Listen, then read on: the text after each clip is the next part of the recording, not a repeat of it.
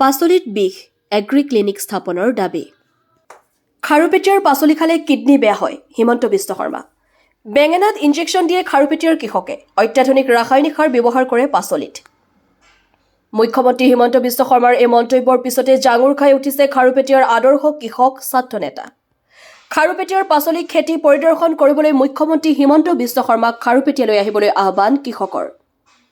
কৃষকৰ মন্তব্য খাৰুপেটীয়াত সম্পূৰ্ণ জৈৱিক পদ্ধতিৰে পাচলি উৎপাদন কৰা হয় ইয়াৰ পাচলি লণ্ডন ডুবাই আদি ৰাষ্ট্ৰত ৰপ্তানি হয়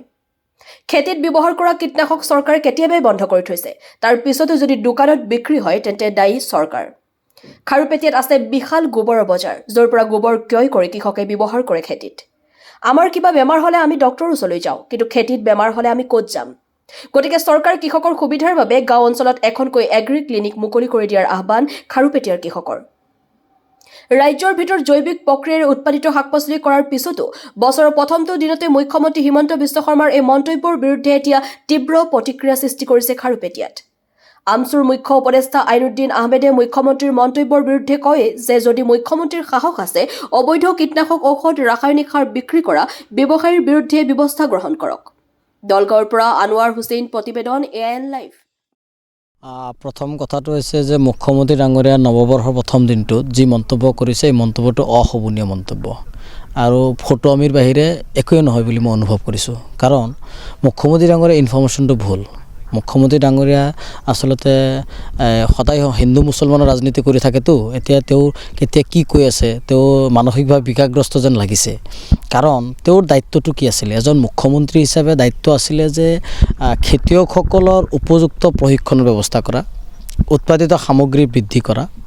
আৰু খেতিয়কসকলে যাতে সম্পূৰ্ণৰূপে জৈৱিক পদ্ধতিত আৰু গোবৰৰ সাৰ ব্যৱহাৰ কৰি আৰু কেঁচু সাৰ ব্যৱহাৰ কৰি এই খেতি বাতিবিলাক কৰা আজি যিসমূহ ফাৰ্টিলাইজাৰৰ দোকান আছে সেই দোকানসমূহত কি বস্তু বিক্ৰী হৈ আছে কি বিক্ৰী হোৱা নাই যদি তাতে কীটনাশক দ্ৰব্য ব্যৱহাৰ হৈ আছে কেমিকেল সেই কেমিকেলটো যে ব্যৱহাৰ বন্ধ এইটোতো মুখ্যমন্ত্ৰী ডাঙৰীয়াই নিজে জানে আজি কেমিকেল ব্যৱহাৰ নকৰা যিসমূহ পেষ্টিচাইড আছে সেইটো ব্যৱহাৰ কৰাত কাৰো আপত্তি নাই কিন্তু যিসকল বায়োকেমিকেল ব্যৱহাৰ কৰিছে যিসকলৰ প্ৰিন্সিপাল চাৰ্টিফিকেট নাই সেইসমূহ ইণ্ডাষ্ট্ৰি অসমত বহুত আছে আজি মুখ্যমন্ত্ৰী ডাঙৰীয়াই এইখিনিও জানে কোনে কোনে এই ইণ্ডাষ্ট্ৰিবিলাক চলাই আছে আৰু মুখ্যমন্ত্ৰী জানে এইখিনিও জানে সেই তাতে যিটো সিন্ডিকেট চলি আছে সিন্ডিকেটটো কেনেকৈ চলি আছে গতিকে এই যে মানে যেটো সিন্ডিকেট এই অসাধু যেটো ব্যৱসায় সেই ব্যৱসায়ীসকলৰ বিৰুদ্ধে ব্যৱস্থা গ্ৰহণ নকৰি আজি আমাৰ কৃষক ভাইসকলৰ আত্মসন্মানত আঘাত আনিছে কৃষকক অপমান কৰিছে অসমৰ মাননীয় মুখ্যমন্ত্ৰী ডক্টৰ হিমন্ত বিশ্ব শৰ্মা আসলতে নীলাজ এজন মুখ্যমন্ত্ৰী আছে নীলাজ আৰু এইজন মুখ্যমন্ত্ৰীয়ে কৃষকসকলক অপমান কৰি ভাবিছে নেকি যে তেওঁ বাচি যাব নোৱাৰে এই অঞ্চলৰ কৃষকসকলে সম্পূৰ্ণ জৈৱিক পদ্ধতিত ব্যৱহাৰ কৰা আৰম্ভ কৰিছে তেওঁলোকে গোবৰ সাৰ ব্যৱহাৰ কৰা আৰম্ভ কৰে কেঁচু সাৰ ব্যৱহাৰ কৰা আৰম্ভ কৰিছে আজি আমি য'ত থিয় হৈছোঁ যিটো পথাৰত হবিবৰ ৰহমান বুলি হবিবৰ ৰহমানৰ ঘৰলৈ আহক তেওঁৰ 20-25 বিঘা খেতি বাতি কৰিছে তেওঁ 1000 কৃষকক লৈ একত্ৰিতভাৱে এই জৈৱিক পদ্ধতিত ব্যৱহাৰ কৰি আৰু গোবৰ সাৰ ব্যৱহাৰ কৰি খেতি বাতি কৰি আছে অকল এই 1000 নহয়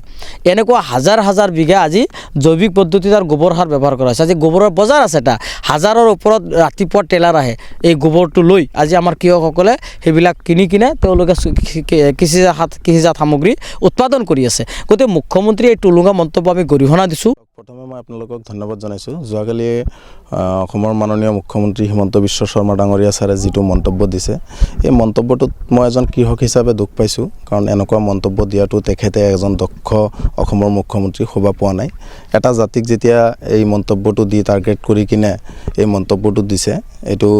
আমি সঁচাকৈ দুখ পাইছোঁ কাৰণ তেওঁ যিখিনি কথা কৈছে যে এইখিনি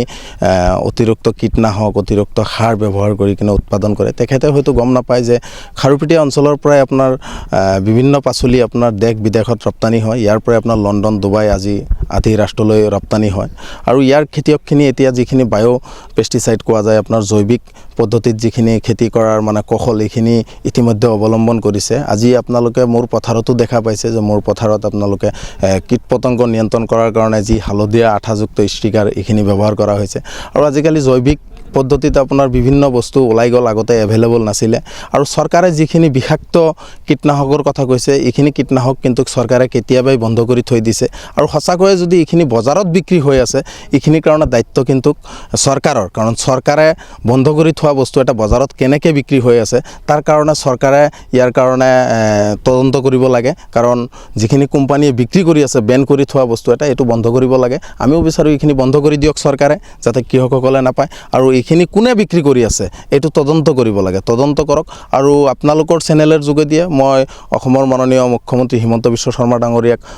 অনুৰোধ জনাম যে আপুনি অন্ততঃ খাৰুপেটীয়া অঞ্চলত এবাৰ আহক, ইয়াৰ খেতিয়কসকলৰ লগত এবাৰ আপুনি বহক, আলোচনা কৰক যে ইয়াৰ খেতিয়কসকলে কেনেকৈ কি পদ্ধতিত খেতি কৰি আছে, তেওঁলোকে কি কৌশলে কৰি আছে যে ইয়াৰ বস্তু আপোনাৰ বিদেশতো ৰপ্তানি হৈ আছে। গতিকে এইটো তদন্ত কৰক। তদন্ত কৰিলে আপুনি আহিলে বহিলে কথা পাতিলে আপুনি গম পাব। হয়তো আপোনাক কোনোবাই কিবা এটা কথা কৈছে, সেই কথা লৈ কিনে আপুনি এনেকুৱা ধৰণৰ তৰল মন্তব্য দিয়াটো আমি মোটেই ঠিক ভবা নাই। আৰু এই অঞ্চলত গম পায় যে ইয়াত বৃহৎ এটা গোবৰৰ মাৰ্কেট আছে খাৰুপেটীয়াত, যিটো মাৰ্কেটত সদায় আপোনাৰ 100 ট্ৰাকৰ ওপৰত গোবৰ বিক্ৰী হয়। আৰু এই গোবৰখিনি কিন্তু আপোনাৰ এটা ছাইডৰ পৰা আমাৰ ইয়াত বিক্ৰী কৰি থৈ যায়। আৰু এই গোবৰখিনিয়ে কিন্তু খাৰুপেটীয়া অঞ্চলৰ কৃষকসকলে ব্যৱহাৰ কৰে। আৰু আজিকালি আপোনালোকে গম পায় যে জৈৱিক পদ্ধতিত খেতি কৰাৰ কাৰণে মানুহ বহুত আকৰ্ষিত, কাৰণ জৈৱিক পদ্ধতিত খেতি কৰিলে সেই বস্তুটোৰ চাহিদা বহুত আৰু তাৰ ডিমাণ্ডো বহুত। গতিকে আৰু যিখিনি ইয়াতে যিসকল খেতিয়কে কৰি আছে, চৰকাৰৰ ফালৰ পৰা যদি ব্যৱস্থা কৰে তেতিয়াহ'লে কৃষকখিনি এইখিনি খেতি কৰাৰ কাৰণে আৰু আগ্ৰহী হ'ব। আৰু কৃষকসকলক প্ৰশিক্ষণ দিয়াৰ কাৰণে বা তেওঁলোকৰ খেতিৰ যিখিনি বেমাৰ আজাৰ আহে এইখিনি নিয়ন্ত্ৰণ কৰাৰ কাৰণে এগ্ৰি ক্লিনিক, যিটো এই ক্লিনিকৰ ব্যৱস্থা কৰিব লাগে। আপোনালোকে গম পায় যে আমাৰ যদি মানুহৰ স্বাস্থ্যৰ যদি কিবা অৱনতি ঘটে, আমি নিশ্চয় ডক্টৰৰ ওচৰত যাওঁ। গতিকে খেতিৰ এটা বেমাৰ লাগিলে আমি খেতিয়কসকলৰ কাৰ ওচৰত যাম? গতিকে এই ব্যৱস্থাটো নকৰি তেনেকুৱা ধৰণৰ বিভিন্ন ব্যৱস্থাৰ প্ৰয়োজন আছে। ইয়াতে আপোনাৰ কোল্ড ষ্ট'ৰৰ প্ৰয়োজন আছে, বা আমাৰ ইয়াত সৰু সৰু আপোনাৰ গোডাউনৰ প্ৰয়োজন আছে। এইখিনি ব্যৱস্থা নকৰি কিনে এনেকুৱা ধৰণৰ মন্তব্য দিয়াটো আমি মুঠেই ঠিক বুলি ভবা নাই। তেখেতক অনুৰোধ জনাম আপোনালোকৰ চেনেলৰ যোগেদিয়ে যে তেখেত এই অঞ্চলত তেখেতে পৰিদৰ্শন কৰক, কৰি কিনে ইয়াতে আৰু মানে যাতে জৈৱিক পদ্ধতিত আৰু বেছিকৈ মানে কৃষকসকলক সামৰি লৈ কিনে খেতি কৰিব পৰা যায়, আৰু গোটেই অসম বুলিয়ে নহয় অন্য ৰাষ্ট্ৰলৈও যাতে ৰপ্তানি কৰিব পৰা যায়, তেনেকুৱা ব্যৱস্থা কৰিব লাগে। যিকোনো খবৰ আৰু বিজ্ঞাপনৰ বাবে যোগাযোগ কৰক 7896121996, লগতে 7002537271 আৰু 9854011916।